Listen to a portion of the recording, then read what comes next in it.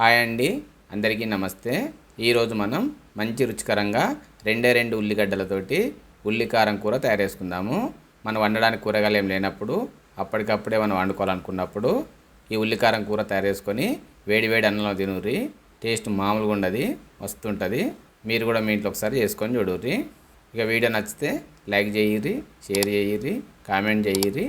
అట్లనే మా ఛానల్ని సబ్స్క్రైబ్ చేసుకొని పక్కకున్న బెల్ బటన్ కొట్టుర్రి. ఇక ఈ ఉల్లిపాయ కారం కూర వండడానికి నేను ఇక్కడ ఒక 2 ఉల్లిగడ్డలను తీసుకుంటున్నా. ఇక ఇప్పుడు ఒక నిమ్మకాయ సైజు చింతపండుని తీసుకొని ఈ చింతపండులో నీళ్లు పోసుకొని శుభ్రంగా కడుక్కొని ఈ నీళ్ళను పారబోసుకున్నాక ఈ చింతపండులో మళ్ళీ కొన్ని నీళ్లు పోసుకొని ఒక 10 నిమిషాల పాటు చింతపండు నానబెట్టుకోవాలి. ఇక ఇప్పుడు స్టవ్ మీద ఒక కడాయి పెట్టుకొని దీంట్లో 2 చెంచాల నువ్వులు, 1 చెంచా జీలకర్ర వేసుకొని తక్కువ మంట మీద ఈ నువ్వులు జీలకర్రను దూరగా వేపుకోవాలి. ఇక ఇవి దూరగా వేగినాక వీటిని తీసి పక్కకు పెట్టుకోవాలి. ఇక ఇప్పుడు స్టవ్ మీద మళ్ళీ ఒకసారి కడాయి పెట్టుకొని దీంట్లో పావే నూనె పోసుకోవాలి.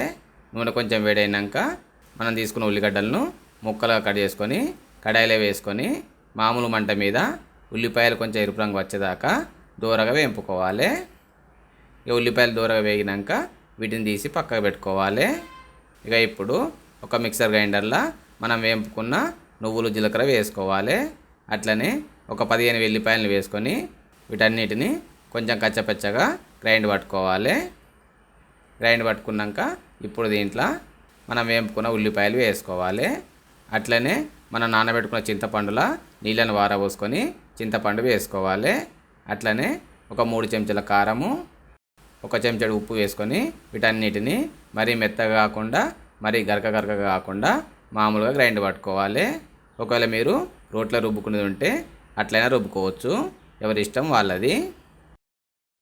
ఇక ఇప్పుడు స్టవ్ మీద మళ్ళీ ఒకసారి కడాయి పెట్టుకొని దీంట్లో ఒక పావెన్నర నూనె పోసుకోవాలి. నూనె కొంచెం వేడైనాక 1 చెంచాడు ఆవాలు, 1/2 చెంచాడు జీలకర్ర, ఒక 5-6 వెల్లిపాయలను కచ్చపెచ్చ దంచుకొని ఈ కడాయిలో వేసుకొని తక్కువ మంట మీద వీటిని ఒక 10 సెకండ్ల పాటు నూనెలా దూరగా వేగనియాలి. ఇక దూరగా వేగినాక ఇప్పుడు దీంట్లో చిటికెడంత పసుపు, కొంచెం కరివేపాకు వేసుకొని మళ్ళీ ఒక 10 సెకండ్ల పాటు నూనెలా వేగనియాలి. ఇవన్నీ మంచిగా వేగినాక ఇప్పుడు దీంట్లో మనం గ్రైండ్ పట్టుకున్న ఉల్లిపాయ కారం ఉంది కదా, దాన్ని వేసుకోవాలి. వేసుకొని ఈ ఉల్లిపాయ కారము మన పోపు కూడా మంచిగా కలిసిపోయేటట్టు కలుపుకోవాలి.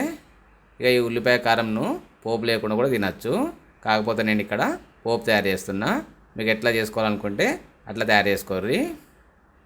ఇక ఇవన్నీ మంచిగా కలిసిపోయినాక తీసి పక్కకు పెట్టుకోవాలి. గింతే మనకు మంచి రుచికరమైన ఉల్లిపాయ కారం కూర తయారైపోయింది. మీరు అప్పటికప్పుడే ఏం కూరగాయలు లేనప్పుడు ఇట్లా ఒకసారి 2 ఉల్లిగడ్డలతోటి మంచి రుచికరమైన ఉల్లిపాయ కారం కూర తయారు చేసుకొని చూడుర్రి.